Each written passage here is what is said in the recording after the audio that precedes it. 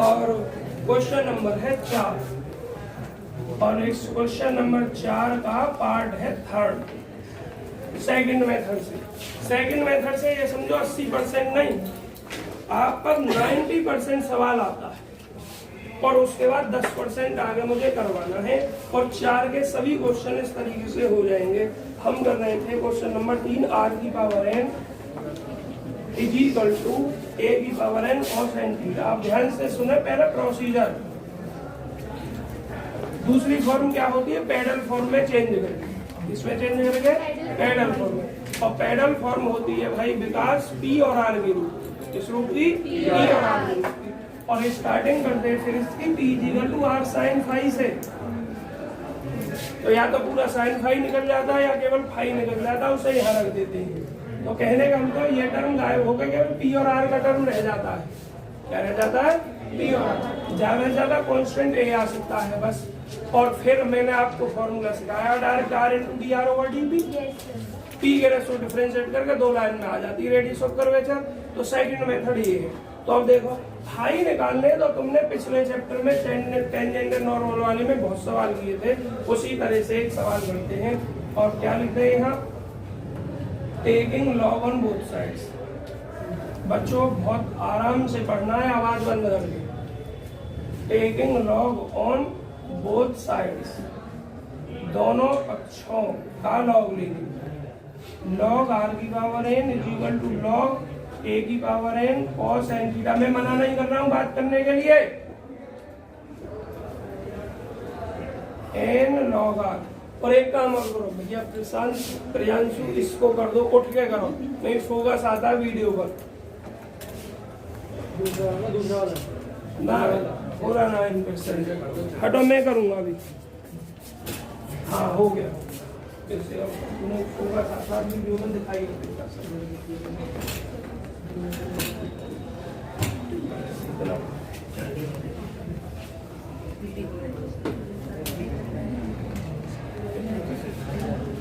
चलो आवाज बंद। Yes, n log r is equal to log a की power n plus log cos n theta. अब आप डिफरेंशिएट कर दोगे, differentiating with respect to theta, theta के रेस्पेक्ट पर डिफरेंशिएट करने का। n log r का 1/r और थीटा के रेस्पेक्ट में r का थीटा। इसका बोला ना करें, जिनकी कम समझ में आता है उन्हें समझने दिया करें और पूछने दिया करें। पता है एक भावना होती है, क्या होती है, जब हम क्लास 6 में पढ़ते थे तो हम अपने गांव से दूसरे गांव में गए थे पढ़ने के लिए। जो होशियार बच्चे थे जो ट्यूशन पढ़ते थे वो आगे आगे बोलते थे और हम ट्यूशन नहीं पढ़ते थे। तो हम ये सोचते थे पता नहीं ये बच्चे कितने होशियार हैं, सर लिखते हैं और तुरंत आंसर बता देते हैं। तो हमें अपने आप में गिलानी महसूस होती थी, हम अपने आप को उनसे बहुत छोटा महसूस करते थे। तो ऐसे ही गिलानी महसूस होती है। लेकिन स्थिति क्या होती है, जब रिजल्ट आया तो जो बच्चे आगे आगे बोलते थे ना, उनमें सेकंड नंबर वाले के पूरे 100 नंबर कम थे मुझसे, और मेरी क्लास में फर्स्ट थी। और जो आगे आगे बोलते थे उसके 100 नंबर कम थे, हाफ ईयरली इंप्रूव। तो भाई जिनकी कम समझ में आता है उनको भी समझने दिया करे, क्योंकि उस समय हम भी यही सोचते थे हमारी समझ में कम आता है, पता नहीं ये कितने होशियार है। तो आराम से तसल्ली पूर्वक समझे, और नहीं समझ में आता तो पूछें। 1/cos n थीटा, और cos n थीटा की वैल्यू बच्चों कितनी, मतलब डिफरेंशिएट करेंगे माइनस sin n थीटा, और n थीटा का दोबारा करेंगे तो n। इस n से मेरे बहन भाई ये कट जाएगा। और आपको ध्यान होगा भी पिछले ही चैप्टर में टेंजेंट नॉर्मल में इसको cot phi पढ़ाया गया। तो cot phi is equal to minus का कितना, tan n थीटा। और आप एक बात जानते हैं कि ये हमें सेम करनी है। अगर इधर cot लिखा है तो इधर भी cot लाना है। तो इसको हम लिख सकते हैं cot pi/2 plus theta, pi/2 plus और थीटा के स्थान पर है n थीटा। और मेरे भाई बहन cot से cot कैंसिल, इक्वेट किया तो phi equal to pi/2 plus n theta. Pedal form में चेंज करके करना है इस सवाल को। तो अब क्या लिखेंगे, नाउ वी हैव, हम रखते हैं, क्या रखते हैं बच्चों, P is equal to r sine phi. तो P is equal to r sine phi क्या है, पाई बटे 2 प्लस साइन थीटा। तो भाई P is equal to r sine 90 plus क्या होता है, कॉस, तो ये कॉस एन थीटा हो जाएगा। और हमें थीटा एलिमिनेट करनी है हर हालत में। थीटा एलिमिनेट करोगे तो गिवन इक्वेशन है जो भी, तो कॉस एन थीटा मिल रहा है आपको। तो इसको मानो आप सेकंड, और यहाँ लिखो from first and second, first और सेकंड से P is equal to r cos n theta क्या हो जाएगा, आर की पावर एन बटे कितना, ए की power n. P is equal to हो गया आर की पावर एन प्लस वन बटे कितना, ए की। ये पैरेलल इक्वेशन आ गई। पिछला जो चैप्टर था टेंजेंट एंड नॉर्मल, उसमें केवल पैरेलल इक्वेशन में चेंज करवाता था। क्या कहता था, changing it in parallel form. तो बस हम इतना लिख देते, लेकिन यहाँ इससे बस 5% अलग सवाल और आगे बढ़ाना है। सबसे पहले इस अभ्यास में सवाल कर्वेचर के लिए है पैरेलल फॉर्म में, और फॉर्मूला क्या, r into d r over d p. आज से पहले जिस दिन पढ़ाया होगा उस दिन समझाया होगा मैंने। पैरेलल फॉर्म में फॉर्मूला आर और पी की फॉर्म जब वो कर्वेचर निकालने के लिए radius of curvature R into d r over d P. देखो क्या में पेज पर लिखा हुआ है आपका ये फॉर्मूला 307 में लिखा हुआ है r into d r over d p. तो आप पी के रेस्पेक्ट में डिफरेंशिएट कर दो इसका, क्योंकि r into d r over d p है। और जरूर नहीं पी के रेस्पेक्ट में, आप आर के रेस्पेक्ट में कर दीजिए, है ना। तो चलिए मैं आर के रेस्पेक्ट में कर दे रहा हूँ, उल्टा कर देंगे बाद में। Differentiating with respect to r के रेस्पेक्ट में डिफरेंशिएट किया बच्चों, बात नहीं, डी पी बटे डी आर कॉन्स्टेंट 1 बटे ए की पावर एन बाहर, n प्लस 1 इंटू आर की power n plus 1 minus r के रेस्पेक्ट लिया, इससे ये कैंसिल, n प्लस 1 बटे ए की पावर n इंटू आर की power n dp over dr। लेकिन रेडियस ऑफ कर्वेचर क्या है, r into d r over d p. तो मेरे भाई हमें इसका उल्टा करना है, उल्टा कर दो। तो d r over d p is equal to, तो ये हो जाएगा आपका a की पावर n बटे n प्लस 1 और 1 बटे r की पावर n। तो अब क्या लिखोगे, नाउ अब वी हैव, हम रखते हैं, क्या रखते हैं, रेडियस ऑफ कर्वेचर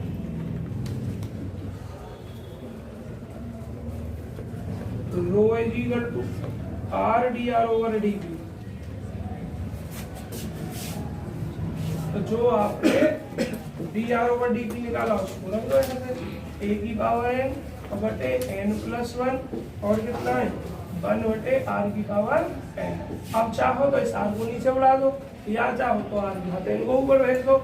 मैं नीचे बुला रहा हूँ क्योंकि नीचे घात बड़ी है, तो 1 बटे आर की घात एन माइनस 1 नहीं कर सकता हूँ मैं नीचे लाकर, क्योंकि आर की घात एन यहाँ पहले से ही है, और इसको लाऊंगा तो आर की घात माइनस 1 हो जाएगा।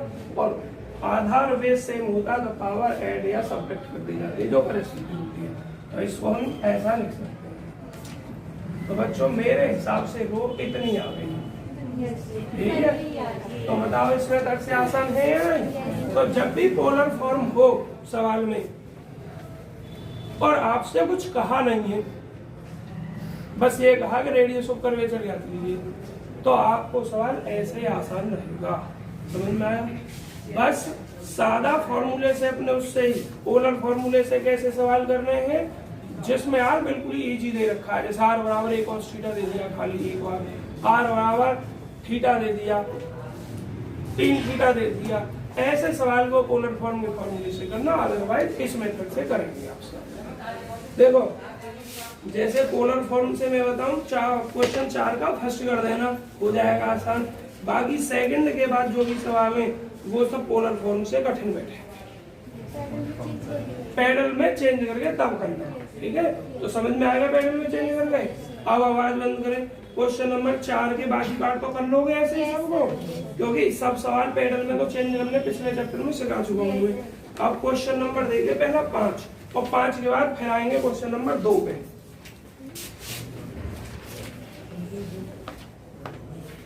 क्वेश्चन नंबर 5 देखो क्या कह रहा है, forming the parallel equation. Parallel equation में बदलकर आपको इस सवाल की रेडियस ऑफ कर्वेचर प्रूव करनी है। तो थीटा इज इक्वल टू कितनी दे रखी है, a inverse r square minus a square की power 1/2 minus cos inverse a बटे आर। देन प्रूव दैट, ओ बच्चों इधर का नहीं दिख रहा होगा, चलो यहां से नहीं दिखेगा, मुझे टोक देना, मैं इधर का लिखूं तो तब सिद्ध करना है। Rho is equal to under root r square minus a square. बच्चों मुझे एक बात बताओ, पैरेलल फॉर्म में करना है पी और आर के फॉर्म में ये चेंज, पी और आर के में सवाल टेंजेंट एंड नॉर्मल में जो कि तो था या नहीं ध्यान हो तो आपको, बस उसमें फाई निकलवाया था, यहाँ रेडियस ऑफ कर्वेचर निकलवाया। और बताऊं कैमा सवाल था, सेम सवाल था, कोई चेंज नहीं था। तो मैं पूरा दोबारा से क्यों करूं, टेंजेंट और नॉर्मल में देखो दूसरी या तीसरी अभ्यास में होगा ये। पेज नंबर 286 एक्सरसाइज 3 में क्वेश्चन नंबर 3 है,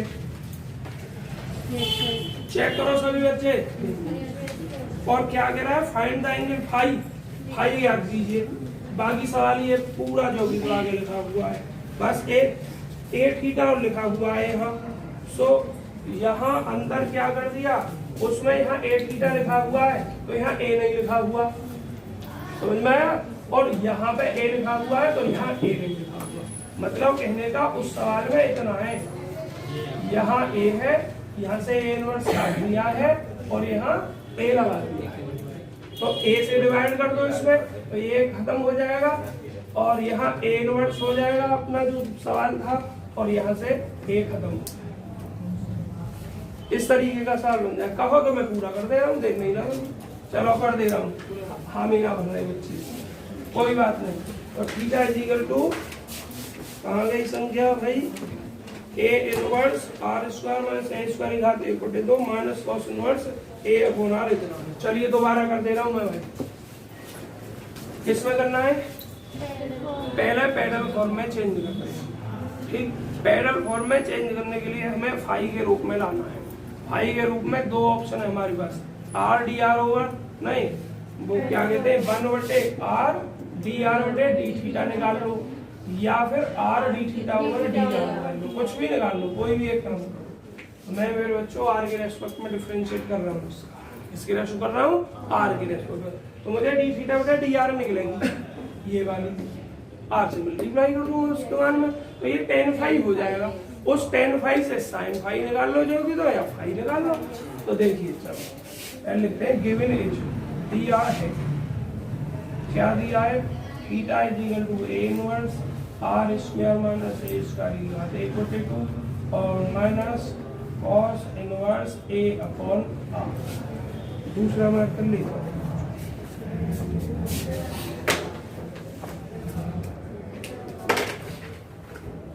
तो कोई एक बालक इनको डाल दो, इन दो मार्करों में कौन डालेगा, डाल दे। चलिए differentiating with respect to r, r के रेस्पेक्ट टू डिफरेंशिएट, तो मेरे भाई डी थीटा बटे डी आर, ये तो ए स्क्वायर कांस्टेंट है और 1/2 का मतलब अंडर रूट है, और अंडर रूट का अवकलन होता है डिफरेंशिएशन रूट का 1/2 रूट एक्स, 1/2 रूट, और x के स्थान पर r square minus a square, और जो x के स्थान पर है उसका दोबारा करना है, आर स्क्वायर का 2r और ए स्क्वायर का 0। कॉस इनवर्स x का माइनस में होता है, माइनस पहले से minus plus 1/√1 minus x square, x के स्थान पर a upon r, a square upon r square, और जो x के स्थान पर उसका दोबारा करना है, a बाहर और 1/r का माइनस 1/r स्क्वायर डी थीटा बटे डी आर। तो ये 2 से 2 कैंसिल हुआ, ये a इनवर्स r बटे √r square minus a plus LCM लो आर स्क्वायर एकम आर स्क्वायर, और जो बटे आर स्क्वायर आएगा उसका स्क्वायर रूट आर ऊपर पहुंच गया, आर बटे √r square minus a square, और ये क्या है बच्चों यहाँ minus a upon r square. अब इसको साथ लिख दो, ए इनवर्स आर बटे under root r square minus a square और प्लस माइनस माइनस एक घात से एक घात घट गई आपकी ए बटे r under root r square minus a square. अब मेरे भाई जगह नहीं है, पहले आप इतना फोटो ले लेंगे, पेज नंबर 1 लिख लेंगे। आवाज नहीं करे कोई भी विद्यार्थी। और आज केमिस्ट्री का सेमिनार है, क्या जाओगे? केमिस्ट्री वाले सब जाएंगे, स्टैटिक्स वाले तो बैठे रहेंगे। ठीक, आवाज नहीं। हम अपने लक्ष्य से खूब मेहनत करी, हमने खूब जल्दी काम किया पर पीछे रहे। हमने ये किताब खत्म करने का टारगेट बनाया था 12 और शायद हमने जो कर लेके छुट्टी की है उतना पीछे रहे। 1-2 दिन ऊपर चला जाएगा, कोई बात नहीं। हर दो फोटो क्लिक इसका। आवाज नहीं, बात नहीं भाई, बात नहीं बिल्कुल भी।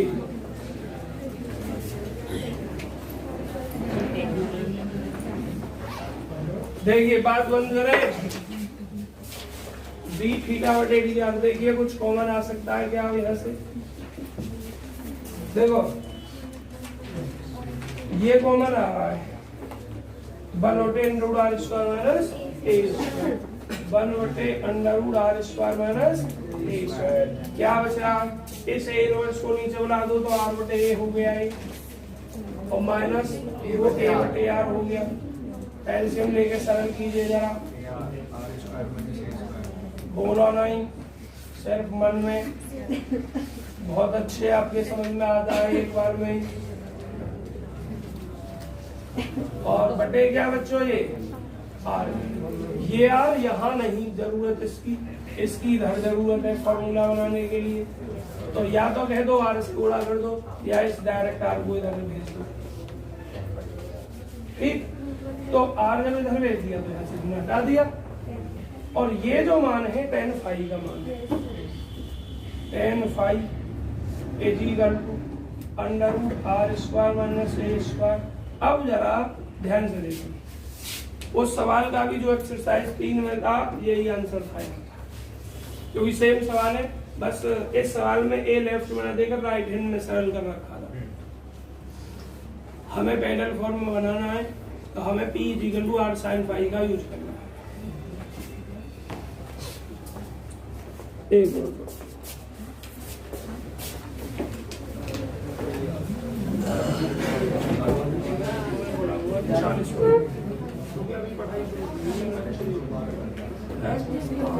लगभग 45 पे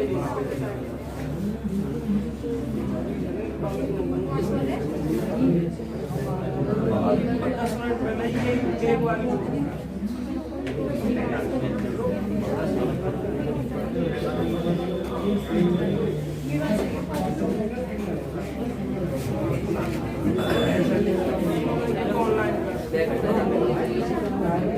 ऑन कर दो।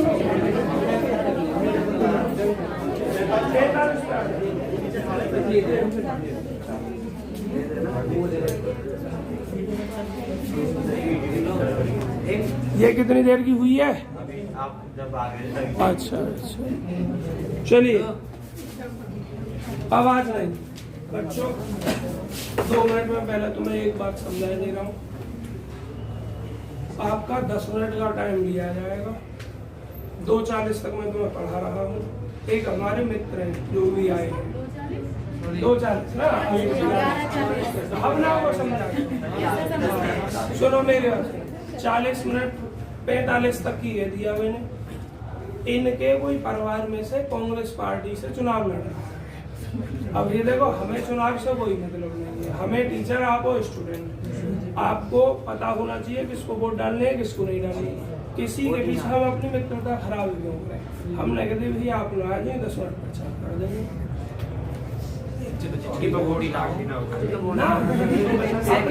रिप्रेजेंट करने के लिए। अरे रुक जाओ यार, अभी 10 मिनट सुन जाना, बस टाइम पे चले जाना अपने में। मैंने इसीलिए तो 45 पे बुलाए, और अभी बुला लेता तो पूरा टाइम चला जाता। और फिर तुम अपना 55 में कह देना, 45 पे बुलाऊंगा, 55 के आसपास कह देना सर जी हमारा सेमिनार। इसलिए मैंने कहा तुमसे पहले ही समझा दिया मैंने, ऊधम करना नहीं है कोई आवाज नहीं। तो tan phi इक्वल टू इतना हो गया। अब हमें चाहिए क्या, sin phi।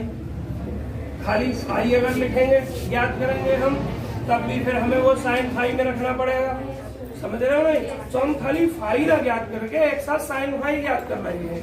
और sin phi ज्ञात करने के लिए हमने आपको खूब समझा चुके हैं, पहले tan से sec phi ज्ञात कर लो, sec से cos और cos से sin ज्ञात कर लो, और या अपना 9th क्लास में लंबवतीकरण वाले से कर लो। तो मैं उससे नहीं कर रहा हूँ, मैं क्या कर रहा हूँ, इसको मान लिया मैंने इक्वेशन नंबर 1, और अब लिख रहा हूँ मैं sec phi, आप जानते हो √1 + tan स्क्वायर phi, तो डायरेक्ट लिख रहा हूँ मैं, इसका स्क्वायर करूंगा r स्क्वायर से स्क्वायर और a का स्क्वायर इतना।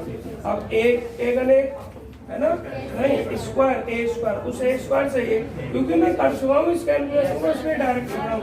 ऊपर r स्क्वायर r और नीचे का sec phi।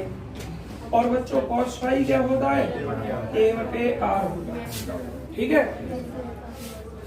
लेकिन हमें चाहिए sin phi, sin phi √1 वाले cos स्क्वायर phi होता है, इसका स्क्वायर कर दो। आवाज नहीं बच्चों,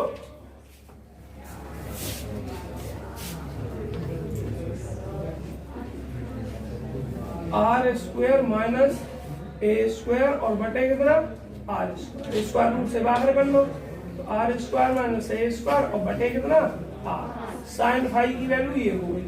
अब b है, हम क्या लिखते हैं, हम रखते हैं p = r sin phi। p = r sin phi की value √r square minus a square और बटे कितना r से r cancel, p = √r square minus का a, ठीक है। ये किसमें रूप आ गया, p और r में पैरेलल इक्वेशन है ये। लेकिन आपको रेडियस ऑफ कर्वेचर क्या करनी है, और रेडियस ऑफ कर्वेचर क्या लिखवाई मैंने r ऑफ t की, r × dr ओवर dt। तो आप यहाँ r के रेस्पेक्ट को डिफरेंशिएट करते हो और उल्टा करके r से गुणा कर दे। तो डायरेक्ट लिख रहा हूँ बच्चों में dp/dr, अंडर रूट का डिफरेंशिएट आप जानते हैं 1/2 √r square minus a square, और r square minus a square, इसका कितना 2r, a स्क्वायर का 0, इस 2 से ये 2 कैंसिल, dp/dr और r होते √r square minus a square. क्या लिख दोगे, नाउ रेडियस ऑफ कर्वेचर,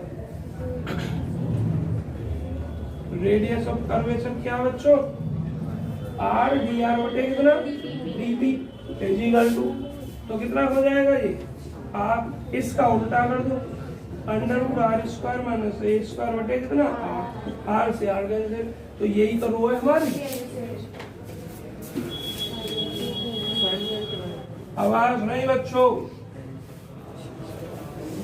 तो क्या हो गया, इम्प्लाइज कर गया रो = √r स्क्वायर माइनस का x, हेंस रो। क्लियर हो गया। अब देखिए क्वेश्चन नंबर 2 पे आ जाइए। अब आप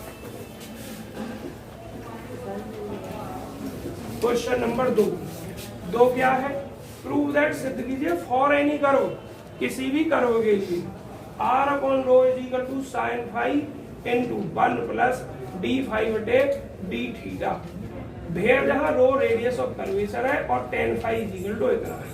बच्चों अब आप थोड़ा सा दिमाग यहाँ लगाएं, आपको इस सवाल में फाई और थीटा दोनों ही एक साथ दे रखे हैं।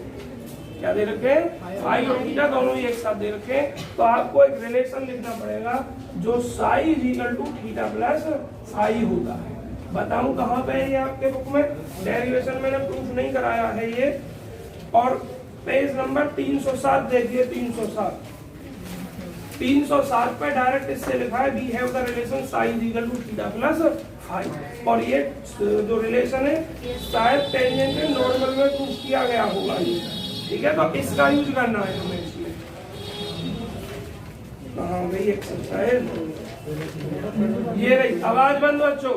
तो लिखेंगे देखो, we have two group, we have two group, हमें सिद्ध करना है।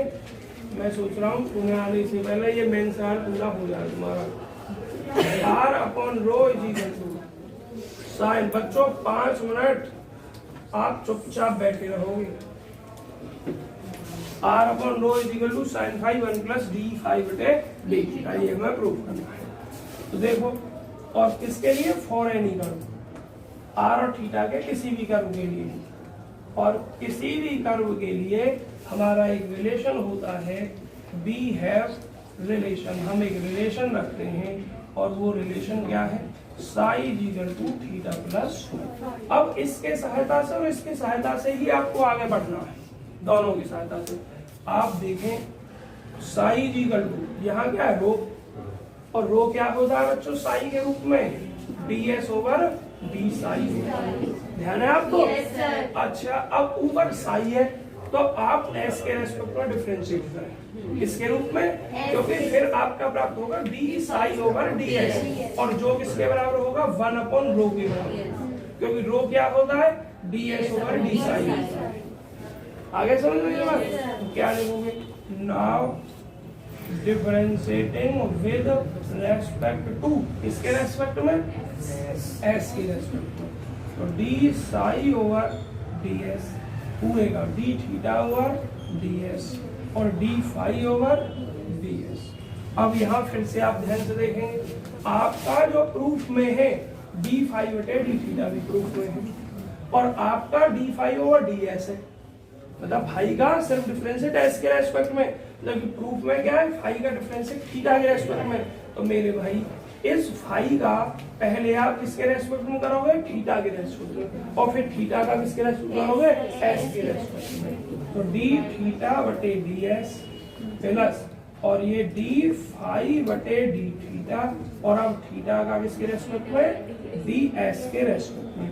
अब देखो डी थीटा बटे डी एस आपका कॉमन आ गया दोनों में से, ज्यादा बड़ा ना ये 1 प्लस क्या हो गया? डी फाई बटे डी थीटा। अब आप एक बात देखो सभी बच्चे, इसको मैं 1 बटे रो लिख दूं, 1 बटे रो। क्यों? क्योंकि रो डी एस बटे डी साई का मान है, और यहाँ लिखा उल्टा। अब मुझे एक बात बताओ बच्चों, डी थीटा बटे डी एस, अब हमें सिद्ध करना है क्या? साइन फाई, और आर यहाँ लाना है। तो पीछे मैंने आपको बताया, फॉर्मूला याद कर लेना, डी थीटा बटे डी एस जो होता है वो साइन फाई बटे आर होता है। क्या होता है? साइन फाई बटे आर, या फिर उसमें पूरा फॉर्मूला ये लिख रहा है। अच्छा ठीक ठीक, धन्यवाद भाई।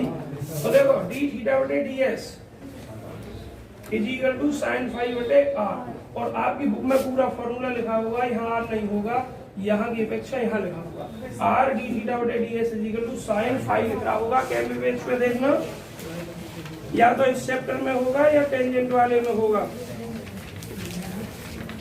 मेरे हिसाब से टेंजेंट वाले में है फॉर्मूला, ये बता रहा हूँ। देखो पेज नंबर 294 पे साइन फाई और कॉस फाई के दोनों फॉर्मूले लिखे हुए हैं, तो आपको ये याद रखने हैं फॉर्मूले है। हाँ हो सकता है यहाँ भी हो। तो ये डी थीटा बटे डी एस साइन फाई बटे आर, और 1 प्लस डी फाई बटे कितना? डी थीटा 1 बटे रो, इस आर को इधर पहुंचा दूंगी, तो आर बटे rho is equal to sine phi 1 plus d phi बटे डी थीटा। हैंड्स रो, आवाज नहीं, फोटो खींचिए, पेज नंबर 2।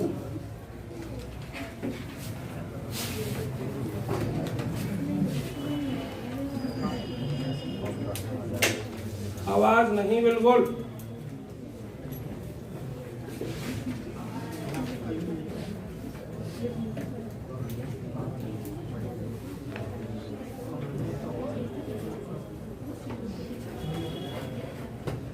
हो गया फोटो? चलिए क्वेश्चन नंबर 5 तक सभी इंपोर्टेंट सवाल हो गए। छठा आपको करना नहीं है, सवाल 7 में आप स्वयं करके लाओगे।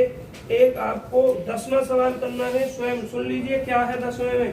8वां करवा रहा हूँ मैं, और पहले 10 में जिसकी हिंट है उसको काम खत्म करो। To find the radius of curvature of the cardioid at the pole. Pole का मतलब ओरिजिन, और ओरिजिन में आर भी 0 होता है और थीटा भी 0 होता है। तो यहाँ समझना पॉइंट दिए गए आपको आर और थीटा के, तो ये सवाल आपको ऐसे नहीं करना है। ये कैसे करना है? ये सवाल डायरेक्ट फॉर्मूला से करना है और इसमें ज्यादा घबराने की जरूरत नहीं है। आप एक बार अवकलन निकाल दो डी आर बटे डी थीटा, दोबारा अवकलन निकाल दो, डायरेक्ट मान रख दो केवल, रखने के बाद सॉल्व मत करो, और सॉल्व करने से पहले ही अपने ऑरिजिन कह दिया ना पोल, तो उसी में आर बराबर 0 रख दो, थीटा बराबर 0 रख दो, वहीं खत्म हो जाएगा। ठीक है, इसके बाद जो सवाल नंबर 8 उसकी हिंट देखेंगे आप बच्चों। फोटो स्टार्ट इसलिए आपने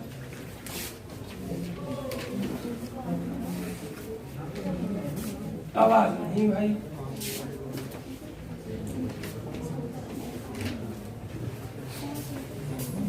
देखो क्या कह रहा क्वेश्चन नंबर 8 में।